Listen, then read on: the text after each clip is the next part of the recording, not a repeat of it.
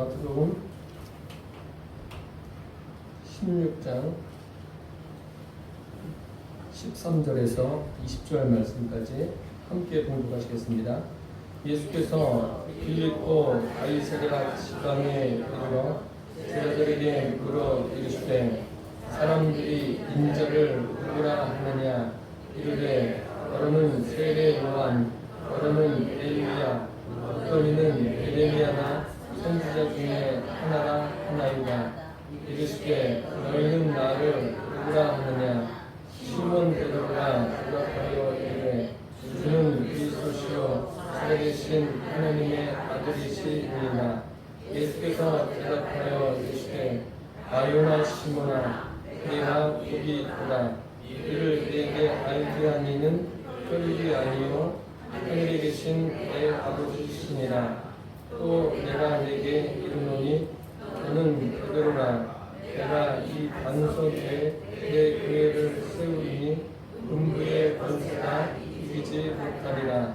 내가 천국 열쇠를 내게 주리니 내가 땅에서 무엇인지 이르면 하늘에서도 내릴 것이요 내가 땅에서 무엇인지 풀면 하늘에서도 풀리리라 하시고 이에 제자들에게 경고하사 자기가 그리스도인 것을 아무에게도 부리지 말라 하시니라. 아멘. 마태복음 16장 13절에서 20절 말씀으로 주님이 세우신 교회 이러한 제목으로 함께 은혜를 나누겠습니다. 오늘 본문에 있는 말씀 중에 주는 그리스도시요 살아계신 하나님의 아들이십니다. 이 말씀은 참 많은 그리스도인들이 외우는 말씀입니다. 그리고 이제 차에 보면 물고기 그림 모양을 하는 그런 스티커를 붙이고 다니는 분들을 보셨죠. 그 안에 헬라어로 뭐라고 써있는데 그게 바로 주는 그리스도시요 살아계신 하나님의 아들이십니다 라는 의미입니다. 예수님께서 질문하시고 제자들이 답하는 형식으로 오늘 본문에 기록되어 있습니다. 이 대화의 내용이 목적이 있겠죠. 예수님께서 무엇을 말씀하시려는 것일까요? 그 본질은 뭐냐면 교회입니다. 교회의 본질이 무엇인가를 말씀하시는 것이 오늘 본문에 담겨져 있습니다. 오늘 설교를 들으시는 것이 평소에도 어렵지만 좀 어려울 수 있습니다. 어려울 수 있는데 한번 귀 기울여서 가만히 들어보시면 이게 복음이구나 라는 것을 여러분들이 알게 되리라 믿습니다. 예수님께서 제자들과 함께 빌립보 가이사랴 지방에 가셨습니다. 가셨을 때 그곳에서 예수님께서 제자들과 대화하시는데 그곳은 로마 군인이 주둔하는 곳이었습니다. 그러니 로마 군인들이 그곳에서 주둔하면서 가만히 있었겠습니까? 그 당시 세계를 제패했던 로마 군인들이 얼마나 절도 있게 훈련을 하고 있었겠습니까? 그러면서 저게 바로 국가구나 그런 것을 예수님도 보시고 많은 사람들도 느꼈을 것입니다. 국가가 뭐죠? 국가가 존립하려면 영토가 있어야 되겠죠. 국민이 있어야 되고 주권이 있어야 됩니다. 이것이 국가에 존립할 수 있는 조건이 되겠습니다. 그래서 사람들은 이제 국가하면 이제 이런 모든 것들을 통틀어서 어떤 힘이 있어야 된다고 생각하지 않습니까? 로마가 그런 거예요. 그곳에 가서 예수님께서 제자들에게 질문하시고 이제 답변을 해주시는데 이 안에 복음의 진수가 담겨져 있습니다. 예수님이 말씀하시려고 하는 것이 무엇인가를 제가 오늘 말씀드리겠습니다. 첫째로 세상 사람들이 예수님을 어떻게 보고 있는가를 질문하십니다. 그곳에 가셔서 사람들이 인자를 누구라 하느냐 라고 질문합니다. 여러분 혹시 예수 믿지 않는 사람들에게 교회가 무엇입니까? 또 예수님이 누구라고 생각하십니까? 라고 질문해 보신 적 있으십니까? 예수 믿지 않는 분들은 어떻게 생각할까요? 오늘 본문에 보니까 사람들이 긍정적인 반응을 보이는 사람들이 예수님에 대해서 뭐라고 이야기하죠? 세례 요한 또는 엘리야 또는 예레미야 더 나아가서는 선지자 중에 하나라 라고 말합니다. 왜 세례 요한이라고 했을까요? 우리는 성경을 그냥 읽으면서 다 지나가고 그래 이 말씀이야 주는 그리스도시요 살아계신 하나님의 아들이십니다. 이것만 붙들면 돼 이렇게 하시는데 그러면 성경을 제대로 알 수가 없습니다. 그 앞에 왜 사람들이 세례 요한이라고 했을까요? 그 당시 세례 요한 예수님이 이제 사역하시기 전에 세례 요한의 사역이 있지 않았습니까? 세례 요한은 유대 사람들도 어느 정도냐면 저 사람이 혹시 메시아가 아닌가 그 정도로 생각을 하고 있었습니다. 그 세례 요한은 굉장히 그 사람들에게 날카롭게 이야기합니다. 바리새인들 예수님을 따라다니면서 굉장히 막 불편하게 하지 않습니까? 그런데 바리새인들에게도 뭐라고 이야기합니까? 독사의 자식들이라고 그렇게 이야기할 수 있는 정말 보통 사람이 아닌 게 세례 요한입니다. 그리고 얼마나 그 삶이 청빈한지 그냥 그 식사도 메뚜기와 석청을 먹는 그러한 삶을 그가 살았습니다. 약대 턱수를 입고 그냥 뭐 평범한 사람들보다 좀 어렵게 그런 삶을 살았습니다. 예수님을 이러한 세례 요한처럼 생각한 거예요. 예수님이 행하시는 것을 보니까 일부 사람들은 저분이 세례 요한 같구나 그렇게 생각한 겁니다. 그리고 또 다른 사람들은 누구로 생각했다고요? 엘리야로 생각하고 있습니다. 왜 엘리야로 생각했을까요? 성경에 엘리야를 보면 어떤 기적을 행하는 그런 일들을 많이 하지 않습니까? 예를 들어서 사렙다 과부의 집에 가서 기근이 들었는데 어떻게 합니까? 그에게 축복해서 그 기름병에 기름이 떨어지지 않고 또 밀가루통에 밀가루가 떨어지지 않는 기근이 다 지나면 얼마나 신기합니까? 우리도 그러면 좋지 않겠어요? 집에 있는 기름병에 쌀이 떨어지지 않는 얼마나 좋겠습니까? 그뿐만 아니라 그의 죽은 아들까지 살리는 그리고 또 어떤 일을 엘리야가 합니까? 갈멜산에서는 그 바알 선지자들과 대결해서 그들을 물리칩니다. 정말 대단한 일을 일으켰죠.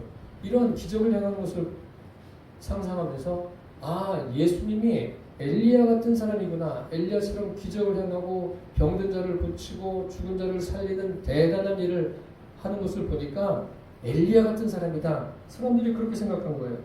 그뿐만 아닙니다. 예수님께서 뭐 어떤 기적만 행하신 것이 아니라 말씀도 전하십니다. 예루살렘에 대해서 이스라엘에 대해서 종말론적으로 말씀하시는 것을 보니까 무엇을 깨닫는 거예요? 이분이 혹시 예레미야 같이 이야기하고 있네? 예레미야가 무엇을 이야기했습니까? 성경을 읽어보시면 예레미야는 좋은 이야기 하지 않습니다. 왕이 됐던 누가 됐던 모든 사람에게 이스라엘의 멸망을 예언합니다. 이제 앞으로 당신들은 바벨론에 포로되어 갈 것입니다. 그러니까 바벨론의 느부갓네살 왕에게 항복하십시오. 그리고 70년 포로 생활을 하고 이제 그것을 마친 다음에 하나님께서 다시 돌아오게 하실 것입니다. 이런 예언을 계속하는 거예요. 보는 사람들마다 예레미야가 예언합니다. 그러니 그것을 듣는 사람은 얼마나 불편하겠습니까?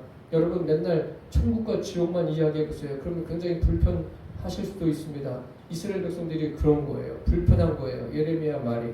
예수님이 종말적으로 이야기할 때 사람들이 굉장히 불편해합니다. 불편하면서 이 사람이 혹시 예레미야가 아닌가 이렇게 생각합니다. 그래서 사람들이 인자를 누구라 하느냐라는 질문에 제자들이 이야기하기를 세례 요한이나 엘리야나 예레미야라고 이야기한 겁니다. 무슨 말씀인지 이해가 되십니까? 여기까지 어렵지 않으시죠? 앞으로도 어렵지 않을 거예요. 잘 들으시면. 그런데 보십시오. 이 사람들이 예수님에 대해서 평가하는 것이 옳습니까? 전혀 옳지 않습니다. 전혀 잘못 보고 있는 거예요. 예수님이 세례 요한이 아닌 이유가 있습니다. 예수님은 세리와 죄인들과 함께 식사하시죠. 그리고 예수님께서 어떤 표적을 보여달라고 할 때 그래 내가 표적을 보여주마 그러십니까? 내가 보여줄 표적은 뭐밖에 없다고 하십니까? 요나의 표적밖에 없다라고 예수님께서 말씀하십니다. 악하고 패약한 세대라고 말합니다. 표적을 구하는 사람들에게.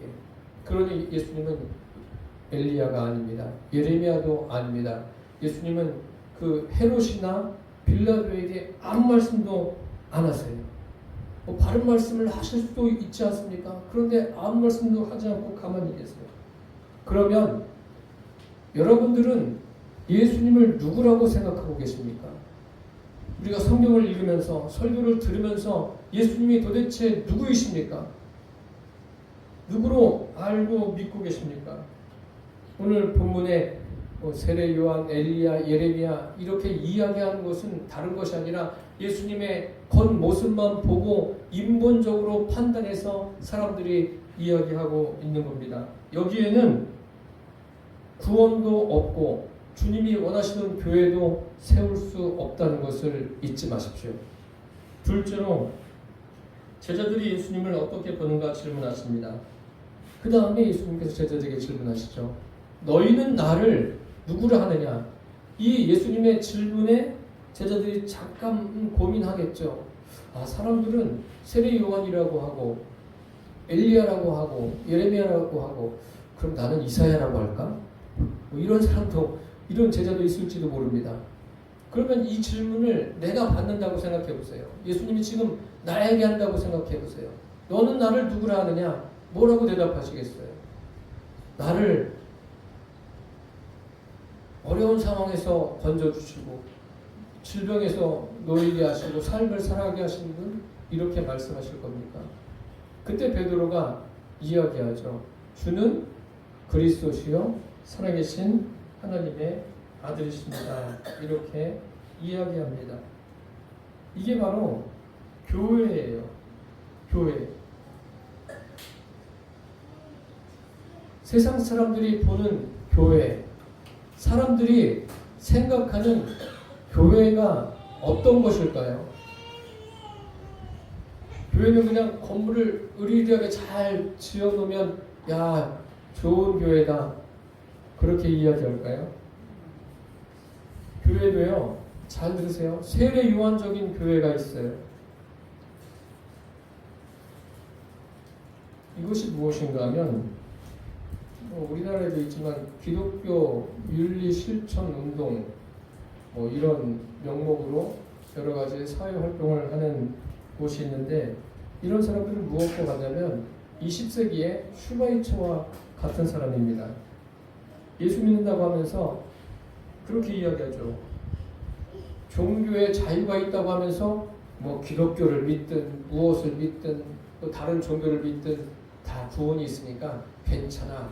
이렇게 좀 부드럽게 이야기합니다.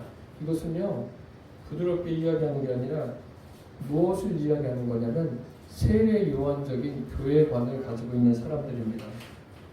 이런 사람들은 교회에 대해서 날카롭게 지적합니다. 그러면서 윤리와 도덕을 굉장히 강조합니다. 교회가 윤리와 도덕을 무시하진 않습니다. 무시하지 않지만 우선되는 게 윤리와 도덕이 아니라는 것을 아십시오. 세례 요한처럼 윤리와 도덕을 앞세워서 가는 것이 교회가 절대 아닙니다. 예수님께서 제자들에게 그런 말씀하십니다. 가라지를 뽑겠다고 하니까 예수님께서 뭐라고 그러십니까? 그냥 놔두라고 하세요. 같이 자라도. 때가 되면 주님이 해결하십니다. 참, 그 때가 되면 그게 어렵죠. 그때까지 기다리는 게 얼마나 어렵습니까? 예수님은 가룟유다한테도 이런저런 말씀도 많이 하지 않으셨어요. 죄인과 세리와 함께 식사하면서 너희들 왜 그렇게 죄를 짓냐? 야, 세금 좀 그만 걷어라. 이런 말씀도 하지 않으셨어요. 그러니까 교회는 세례 요한적인 교회가 아니라는 거예요. 에베소 교회가 세워질 때 사도행전 19장에 보면 나오지 않습니까? 그곳에서 누가 말씀을 가르치죠? 아볼로가 가서 말씀을 부지런히 가르칩니다. 예수를 전하고 예수님을 가르칩니다. 그때 아볼로가 교회에 대해서 잘 모르기 때문에 세례 요한의 세례만 줍니다. 사도 바울이 가니까 안 되겠구나 생각하면서 뭐라고 합니까? 이것은 교회가 아니라고 합니다. 성령 받기를 기도하고 제대로 된 교회를 세우지 않습니까? 또 이 세례 요한적 교회가 아니라 또 예레미야적인 교회를 원하는 사람도 있어요. 세상 사람들이 예레미야적인 교회를 보고 있지 않습니까? 교회에 가면 어떤 기적이 일어난다. 병 고침 받고 문제가 해결되고, 틀린 말은 아닙니다. 맞습니다. 교회 나오면 병 고침도 받고 문제도 해결받고 다양한 은혜를 체험하죠. 그런데 기억하실 것은 그게 목적이 아니라는 거예요. 절대로 그건 목적이 될 수가 없습니다. 그런데 엘리야처럼 교회가 그렇게 합니다. 그래서 예수 믿고 병들고 예수 믿고 어렵게 살면 그건 저주다? 그러면 성경에서 가장 저주받은 사람이 누구죠? 사도 바울이잖아요. 가장 어렵게 됐잖아요. 순교하잖아요. 많은 지식을 가지고 최고의 학부를 가지고 순교하는 자리까지 가잖아요. 그렇게 불행한 게 어디 있어요? 그러니까 세상 사람들이 보는 엘리야적인 교회는 교회가 아니라는 거예요. 그러니까 예수님께서 말씀하시지 않습니까? 악하고 음란한 세대가 표적을 구하나 예수님께서 보여줄 표적은 뭐예요? 요나의 표적밖에 없다라고 말씀하시지 않습니까? 그리고 예레미야적인 교회가 있습니다. 교회가 이 사회에서도 사명을 다해야 된다. 그 말은 맞습니다. 사명을 다해야 되는데 여기에는 주님 주시는 지혜가 필요합니다. 참 교회가 뭐죠? 참 교회는 사도 베드로가 이야기한 대로 주는 그리스도시요 살아계신 하나님의 아들이십니다. 그때 예수님이 뭐라고 말씀하십니까? 바요나 시모나 내가 복이 있도다. 이를 내게 알게 하니는 혈육이 아니요 하늘에 계신 내 아버지시니라. 그리스도란 말이 무슨 말입니까? 기름 부음을 받은 자. 그리고 그리스도는 헬라어로 그리스도고 또 히브리어로 메시아예요. 이스라엘 사람들이 그렇게 대망하던 분이 바로 오셨는데도 그들은 알아차리지 못하지 않습니까? 구약시대에 누구에게 기름을 부었죠? 왕에게 기름 부었습니다. 사울이나 다윗 이어서 쭉 왕에게 기름 부었습니다. 또 누구에게 기름 부었습니까? 아론의 자손 제사장들에게 기름을 부었습니다. 그리고 또 누구에게 기름을 부었죠? 선지자들에게 기름을 부었습니다. 그래서 그리스도라는 것은 왕이요, 제사장이요, 선지자예요. 다시 이야기하면 그리스도라는 것은 구원자라는 거예요. 구원자. 우리를 구원하시는 분이란 말씀입니다. 예수님이 누구이십니까? 참 인간으로 구원자일 뿐만 아니라 참 하나님이 되십니다. 그래서 예수님을 하나님이라고 말하는 것은 뭐예요? 예수님은 창조주라는 거예요. 창조주로서 하나님이 예수님이라는 거예요. 그리고 살아계신 하나님이 예수님이에요. 물론 베드로는 살아계신 하나님의 아들이십니다. 예, 하나님의 아들, 하나님을 이야기하는 거예요. 하나님이 온 만물을 창조하시고 인간도 창조하지 않으셨습니까? 그리고 너희들 마음대로 한번 살아가라 그렇게 하시고 하나님이 가셨습니까? 아니에요. 그들과 계속 함께 하시는 거예요. 그들에게 필요한 것을 공급해 주시고 살아갈 수 있도록 그들에게 인도하시고 책임져 주시지 않습니까? 보호하시고 하나님이 다양한 은혜를 인생에게 베풀어 주십니다. 그분이 살아계신 하나님이세요. 살아계신 하나님이 모든 것의 처음이시고 나중이 되십니다. 그래서 알파와 오메가라 말씀하고 있습니다. 예수님을 하나님으로 믿는 것, 그것을 알고 깨닫고 믿는 것이 교회의 시작입니다. 제가 이야기한 것처럼 도덕적인 수준이 높은 것, 이것은 오히려 주님을 믿는데 방해가 되는 겁니다. 그리고 어떤 능력을 행하고 기적을 행하는 그런 것을 체험하기를 바라는 그런 것도 주님께 나오는데 방해가 되는 거예요. 뭐 이 사회에 대해서 날카롭게 비판하고 그렇게 이야기하는 것도 주님께 나오는데 방해가 될 수 있습니다. 교회는 무엇입니까? 예수 그리스도, 예수를 그리스도, 살아계신 하나님으로 자기 안에 주인으로 모셔드리는 것이 그것이 바로 교회입니다. 이것은 결코 인간적인 생각이나 지식이나 논리로서 할 수 있을까요? 절대로 안 되는 거예요. 잊지 마십시오. 인간적인 생각, 지식, 논리로 할 수 있는 게 아니라는 거예요. 그러니까 예수님이 뭐라고 말씀하십니까? 주는 그리스도시요 살아계신 하나님의 아들이십니다 라고 베드로가 이야기하니까 바요나 시모나 복이 있도다. 이를 내게 알게 하니는 혈육이 아니요 하늘에 계신 내 아버지시다라고 예수님께서 분명하게 말씀하십니다. 인간적으로는 불가능하다는 거예요. 교회를 세우는 것도 인간적으로 불가능합니다. 교회의 크고 작음이 중요한 게 아니에요. 이 교회가 세워지는 것이 사람으로서는 할 수 없다는 거예요. 하나님만이 하실 수 있는 거예요. 주님께서 이를 내게 알게 하니는 혈육이 아니요 하늘에 계신 내 아버지시다 라고 말씀하시지 않습니까? 오직 성령의 역사가 아니면 예수님을 하나님으로 알 수가 없다는 거예요. 여러분, 예수님이 하나님이심을 믿어지십니까? 그 믿어진다는 자체가 바로 뭐예요? 성령의 역사라는 거예요. 그래서 교회는 살아계신 하나님의 아들 예수님을 주님으로 영접하는 것, 그곳이 바로 교회예요. 여러분 한 사람 한 사람이 교회고 여러분들이 모인 그곳도 교회입니다. 절대로 성령이 아니고서는 될 수가 없어요. 그래서 고린도전서에 이런 말씀 있지 않습니까? 성령으로 아니하고는 누구든지 예수를 주시려 할 수 없다. 사람이신 예수님, 그분이 살아계신 하나님, 그리스도라는 것이 믿어지는 것, 이것은 오직 성령으로만 됩니다. 셋째로 교회는 주님이 큰 권세를 주십니다. 18절 말씀해 보시면 또 내가 내게 이르노니 너는 베드로라 내가 이 반석 위에 내 교회를 세우리니 음부의 권세가 이기지 못하리라. 음부의 권세가 이기지 못합니다. 이 말씀은 한 번 구원받은 사람, 한 번 성령께서 내 마음의 주인이 된 사람, 이 사람은 영원한 구원이에요. 이렇게 말하면 또 그런 질문 하실 수도 있어요. 그럼 교회 나왔다가 떠난 사람들은 왜 그래요? 그분들은 주님을 주인으로 영접한 적이 없는 거예요.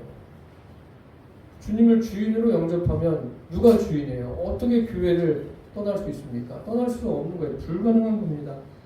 그런데 그런 것은 있어요. 갈등 상황은 있습니다.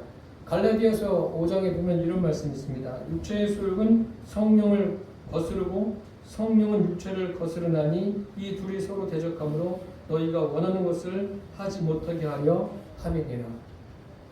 육체의 소욕과 성령이 늘 거스르는 거예요. 내 안에서 싸우는 거예요. 그래서 여러분 매일 그렇게 전쟁에서 누가 이깁니까? 성령이 이기셔야 돼요. 내가 성령을 누르고 성령님 좀 가만히 계십시오. 제가 알아서 할 테니까 이것은 제가 다 잘 알고 있는 겁니다. 가만히 계십시오. 이렇게 되면 그 성령이 주인이 아니라 내가 주인된 삶을 살아가는 거예요. 그리고 예수님께서 뭐라고 말씀하십니까? 내가 천국 열쇠를 네게 주리니 네가 땅에서 무엇이든지 매면 하늘에서도 매일 것이요 무엇이든지 네가 땅에서 무엇이든지 풀면 하늘에서도 풀리리라. 이 부분에 상당히 오해를 하고 있는 분들이 있습니다. 너는 베드로라 내가 이 반석 위에 내 교회를 세우리니. 이 말씀을 보시면 원문에는 베드로라는 뜻이 뭐예요? 반석이에요. 그리고 또 반석이 2번 반복되어서 나옵니다. 그래서 천주교에서는 이것을 어떻게 생각하냐면 천국 열쇠를 베드로라는 인간에게 주었다라고 생각을 하고 있습니다. 그래서 베드로가 일대 교황이에요. 그리고 쭉 나가면서 교황들이 있지 않습니까? 그래서 교황이 천국 열쇠를 쥐고 있다라고 가톨릭에서는 말하고 있습니다. 이것은 간단히 생각해봐도 있을 수 없는 일이죠. 예수님께서 베드로에게 천국 열쇠를 주었다고 여러분도 생각하십니까? 아니에요. 잘못 생각하지 마십시오. 베드로에게 주었다면 성경을 읽어보세요. 베드로에게 주지 않은 게 확실한 거예요. 왜냐하면 지금 마태복음 16장이죠. 16장을 오늘 본문 말고 21절부터 여러분 읽어보세요. 예수님께서 뭐라고 그러세요? 처음에는 베드로를 칭찬하세요. 칭찬하시는데 그 다음에 베드로가 예수님께서 십자가에 못 박히신 것을 이야기하니까 베드로가 이런 일은 있을 수 없습니다. 그러니까 예수님께서 뭐라고 말씀하십니까? 사단아 내 뒤로 물러가라. 너는 나를 넘어지게 하는 자다. 내가 하나님의 일을 생각지 않냐고 도리어 사람의 일을 생각한다. 천국 열쇠를 쥐고 있으면 이런 말을 할 수 있겠습니까? 그뿐만 아닙니다. 예수님을 3번씩 부인하죠. 부인하고 예수님께서 부활하셨을 때 베드로가 예수님이 부활하실 것을 알지 않습니까? 그리고 어디로 가요? 고기 잡으러 고향으로 가지 않습니까? 천국 열쇠를 쥐고 있으면 이렇게 할 수 있습니까? 그러니까 어떤 분이 그렇게 이야기해요. 아직 성령을 경험하지 못했을 때니까 성령 받은 다음에는 달라졌어요. 그렇게 이야기합니다. 달라지긴 했지만 여전합니다. 뭐가 여전하냐면 사도행전 10장에 보면 하나님께서 고넬료의 집에 가서 복음을 전하라 하니까 베드로가 거부하지 않습니까? 그리고 하나님께서 환상을 보여주면서까지도 베드로를 보내시는 거 아니에요. 천국 열쇠를 쥐고 있으면 이렇게 합니까? 그뿐만이 아닙니다. 또 음식 먹는 문제로 음식을 먹고 있다가 또 사람들이 오니까 놀래가지고 어떻게 해요? 도망가지 않습니까? 천국 열쇠를 쥐고 있으면 이렇게 할 수 없는 거예요. 그러니까 베드로에게 천국 열쇠를 주었다는 것은 전혀 맞지 않는 말이에요. 그러면 천국 열쇠를 누구에게 주시는 거죠? 사실은 교회라는 뜻이에요. 교회에게 주신 거예요. 교회가 뭐죠? 하나님이 실제로 계신 사람에게 천국 열쇠를 주신 거예요. 그러면 천국 열쇠를 누가 주고 있는 거예요? 내가 주고 있는 게 아니라 내 안에 계신 하나님이 성령님이 천국 열쇠를 쥐고 계신 거예요. 그분이 풀기도 하고 매기도 하고 닫기도 하고 열기도 하신다는 사실을 잊지 마십시오. 이것을 명확하게 알고 계셔야 돼요. 그래야지 이런 부분에 대해서 이야기할 때 한두 마디라도 논쟁하려는 이야기가 아니라 정확하게 이야기해 줄 필요가 있는 거예요.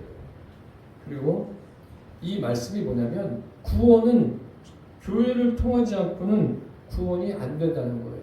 교회를 왜 세우셨어요? 교회를 통해서 하나님의 구원이 선포되는 거예요. 그 교회라는 것이 개인적인 의미도 있지만 집단적인 의미도 있는 거예요. 여러분 각자가 교회시고 또 이런 모임도 교회라는 것을 잊지 않기를 바랍니다. 그리고 내가 천국 열쇠를 내게 주리니 내가 땅에서 무엇인지 내면 하늘에서도 매일 것이요 내가 땅에서 무엇인지 풀면 하늘에서도 풀리리라. 그 정죄하는 것, 어떤 것에 대해서 판단하는 것도 교회에 주신 거예요. 한 가지 예로 사도행전 5장에 보면 아나니아와 삽비라가 정죄를 받지 않습니까? 심판을 받아요. 이것은 뭐냐면 교회가 세상을 심판하는 거예요. 아나니아와 삽비라가 베드로를 속인 게 아니에요. 누구를 속인 거예요? 성령을 속였다고 나오지 않습니까? 내가 어째서 성령을 속였느냐? 성령을 속이는 거예요. 뿐만 아니라 천국 열쇠를 교회에 주셨다는 것은 교회를 통해서 이 땅에 육적인 삶에도 복을 주신다는 거예요. 육적인 삶에 복 주는 게 목적은 아니지만 교회를 통해서 육신적인 삶에도 하나님께서 복을 주신다는 사실을 잊지 않기를 바랍니다.